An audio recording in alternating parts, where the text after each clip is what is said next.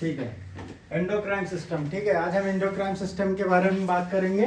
तो देखिए, endocrine system में हम क्या पढ़ेंगे। एंडोक्राइन सिस्टम में जो होता है वो डक्टलेस होती है, इसमें मतलब नलिकाएं नहीं होती है, डक्टलेस होती है। डक्ट का मतलब होता है नली और लेस का मतलब जिसमें नली ना हो, क्योंकि ये सीधे अंतरास्रावी ग्रंथियां वो ग्रंथियां होती हैं जो सीधे ब्लड में जाकर के ये हार्मोन्स को रिलीज करती हैं। तो इनसे सीधे क्या हार्मोन्स का रिलीज होता है और कहाँ होता है, ब्लड में होता है। इसीलिए ये जो है डक्टलेस होती हैं, डक्टलेस होती हैं क्योंकि ये ब्लड में सीधे हार्मोन्स को मिलाती हैं। अब इसके अंदर हम क्या क्या चीजें पढ़ेंगे। तो पहली चीज इसमें हम पढ़ेंगे हाइपोथैलेमस के बारे में, फिर पढ़ेंगे पीनियल ग्लैंड्स के बारे में, फिर पढ़ेंगे थायराइड ग्लैंड्स के बारे में, फिर पढ़ेंगे पैराथायराइड ग्लैंड के बारे में, फिर पढ़ेंगे थाइमस और adrenal gland, gonad gland, pituitary gland. तो इतनी हम ग्लैंड के बारे में पढ़ेंगे और इनके बारे में क्या क्या होता है वो जानेंगे। तो चलिए हम शुरुआत करते हैं। सबसे पहले हम बात करेंगे हाइपोथैलेमस ग्लैंड की। तो हम हाइपोथैलेमस ग्लैंड में पढ़ेंगे कि ये नर्व्स हार्मोन्स रिलीज करता है। क्या रिलीज करता है, नर्व्स हार्मोन्स। हाइपोथैलेमस के बारे में हम ब्रेन में पढ़ चुके हैं, हाइपोथैलेमस के बारे में हम ब्रेन में पढ़ चुके हैं। यानी कि ये जितने भी एंडोक्राइन ग्लैंड्स होती हैं सबको कंट्रोल करता है। सारे एंडोक्राइन ग्लैंड को कौन कंट्रोल कर रहा है, हाइपोथैलेमस कंट्रोल कर रहा है। और हाइपोथैलेमस में मैंने जब आपको बताया था तो यहाँ बताया था भूख, प्यास, घृणा, प्यार, ये सब इसी में आता है हाइपोथैलेमस में। तो ये ब्रेन के पार्ट में बताया जा चुका है। इसके बाद दूसरी हम इसमें पढ़ेंगे पीनियल ग्लैंड। पीनियल ग्लैंड जो होती है ये दो प्रकार के हार्मोन्स का सिक्रेशन करती है, एक तो मेलाटोनिन हार्मोन्स और दूसरा सेरोटोनिन हार्मोन्स। जो मेलाटोनिन हार्मोन्स होता है वो रात के समय निकलता है जिससे स्किन हल्का सा काली हो जाती है, ये धूप में नहीं निकलता। वैसे एक मेलानिन हार्मोन्स होता है जो धूप में निकल आता है बॉडी पर, इससे जो है बॉडी जो है धूप में हमारी काली हो जाती है। लेकिन ये जो मेलाटोनिन होता है ये रंग में ब्लैक होता है और ये रात को निकलता है जिससे हमारी स्किन हल्का सा ब्लैक हो जाती है। इसके बाद दूसरा होता है सेरोटोनिन। सेरोटोनिन का वर्क होता है नींद लाना। सेरोटोनिन जब तक लाइट जलेगी तब तक ये सेरोटोनिन को रिलीज नहीं करता है। जब लाइट बंद हो जाती है तो सेरोटोनिन रिलीज करता है जिससे हमें क्या हो जाती है, नींद आती है। यानी कि अंधेरे में ये रिलीज होता है। नींद आना सेरोटोनिन हार्मोन्स की वजह से होता है। नींद आना किसकी वजह से होता है, सेरोटोनिन हार्मोन्स की वजह से होता है। अधिकतर ये चाइल्ड में एक्टिव होता है, जो छोटे बच्चे होते हैं उसमें सेरोटोनिन ज्यादा होता है, इसलिए वो अधिकतर सोते रहते हैं। ठीक है, इसके बाद हम बात करते हैं थायराइड ग्लैंड की। देखिए सबसे इंपॉर्टेंट है हमारी थायराइड ग्लैंड। थायराइड ग्लैंड में क्या होगा, इसे हिंदी में अवटू ग्लैंड कहते हैं। ये सबसे बड़ी अंतःस्रावी ग्रंथि है। अंतःस्रावी मतलब एंडोक्राइन ग्लैंड है। ये सबसे बड़ी एंडोक्राइन ग्लैंड है। ये बीपी को कंट्रोल करता है। इसका काम क्या होता है, ये बीपी को कंट्रोल करता है। थायरॉक्सिन हार्मोन्स इसी से निकलता है। थायरॉक्सिन हार्मोन्स क्या होता है, देखिए थायरॉक्सिन हार्मोन्स जो होता है, अगर हमारी बॉडी में आयोडीन की कमी हो जाएगी थायरॉक्सिन हार्मोन्स रिलीज नहीं होगा।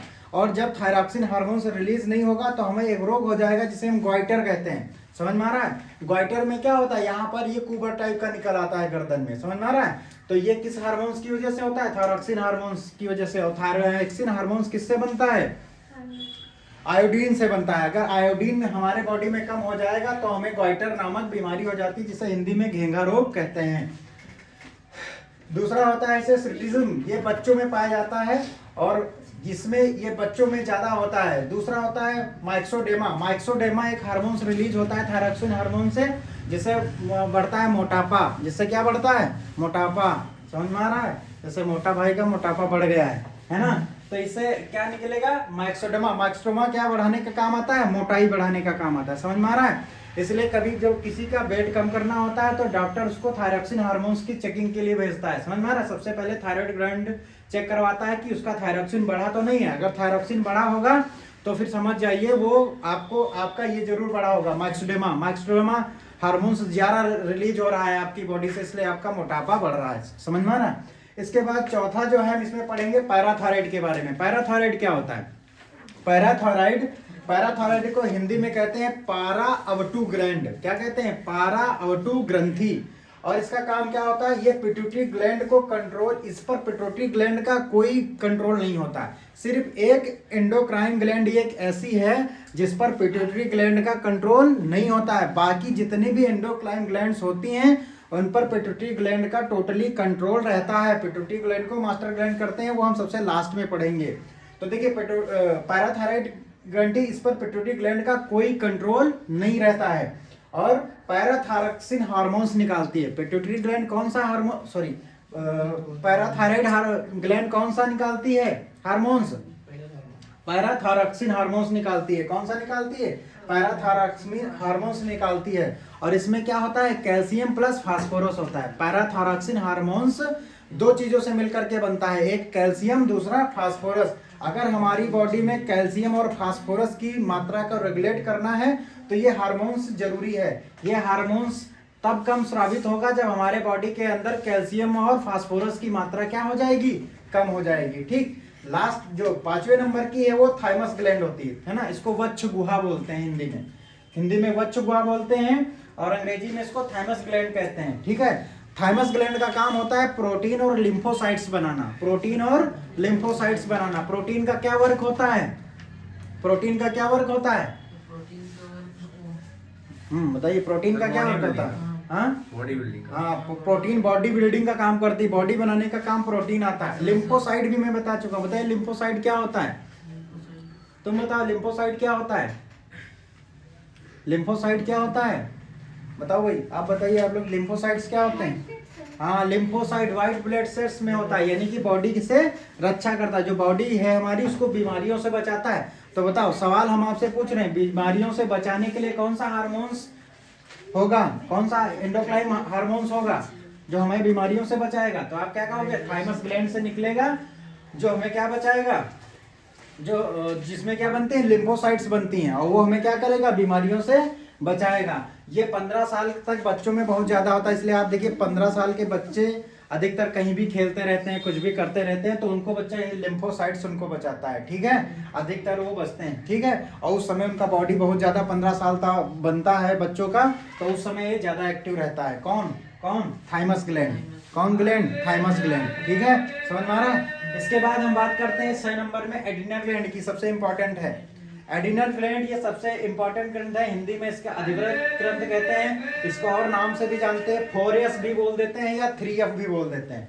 इसको क्या बोलेंगे, 4F भी बोल देंगे और 3F भी बोल देंगे। ठीक है, एड्रिनल हार्मोन्स, एड्रिनल ग्लैंड से कौन सा हार्मोन्स रिलीज होता है, एड्रिनल ग्लैंड से कौन सा हार्मोन्स रिलीज होता है, एड्रिनल हार्मोन्स होता है। ठीक है, इसे इमरजेंसी भी बोलते हैं, इमरजेंसी हार्मोन्स भी बोलते हैं, है ना। इमरजेंसी हार्मोन्स का मतलब जैसे जब हमारी किसी से लड़ाई झगड़ा होती है तो क्या होता है, फ्लाइट या फाइट, यानी कि या तो लड़ो या तो भाग जाओ, या तो लड़ो या भाग जाओ। तो ये इमरजेंसी हार्मोन्स रिलीज करता है, उस टाइम पर हमारे बॉडी का बीपी बढ़ जाता है, वो किसका काम होता है, एड्रिनल ग्लैंड का काम होता है। ठीक है, और फाइट और फ्लाइट हार्मोन्स इसी को कहते हैं, क्या कहते हैं, फाइट और फ्लाइट हार्मोन्स।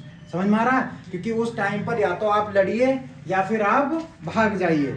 ठीक है, तो जो इमरजेंसी हार्मोन्स रिलीज करता है वो कौन रिलीज करता है, एड्रिनल ग्लैंड्स। ठीक है, 7 नंबर पे हम पढ़ेंगे गोनेड ग्लैंड। देखिए गोनेड ग्लैंड्स के बारे में खाली हम यहाँ जानेंगे, इसे जनन ग्रंथि कहते हैं, सेक्सुअल ग्लैंड्स कहते हैं। हमने आपको जब सेक्सुअल रिप्रोडक्शन पढ़ाया था तो उसमें इस बात की पूरी चर्चा करी, इसलिए यहाँ पर सिर्फ जानेंगे कि जो गोनेड ग्लैंड्स होते हैं उससे क्या निकलते हैं, सेक्सुअल हार्मोन्स निकलते हैं जो स्टेरॉइड के बने होते हैं। सेक्सुअल हार्मोन्स किस चीज के बने होते हैं, स्टेरॉइड के बने होते हैं। सेक्सुअल हार्मोन्स किस चीज के बने होते हैं, स्टेरॉइड्स के बने होते हैं। ठीक है, और ये मेल में, मैंने आपको पहले भी बता दिया है इसके बारे में, मेल में टेस्टीज होते हैं जो टेस्टोस्टेरोन निकलते हैं, और टेस्टीज से क्या निकलते हैं, स्पर्म निकलते हैं, स्पर्म बनते हैं। स्पर्म फॉर्मेशन कहाँ होता है, टेस्टीज में होता है। मेल में कितनी होती है, 2 होती है, इसके बारे में बता चुका हूँ।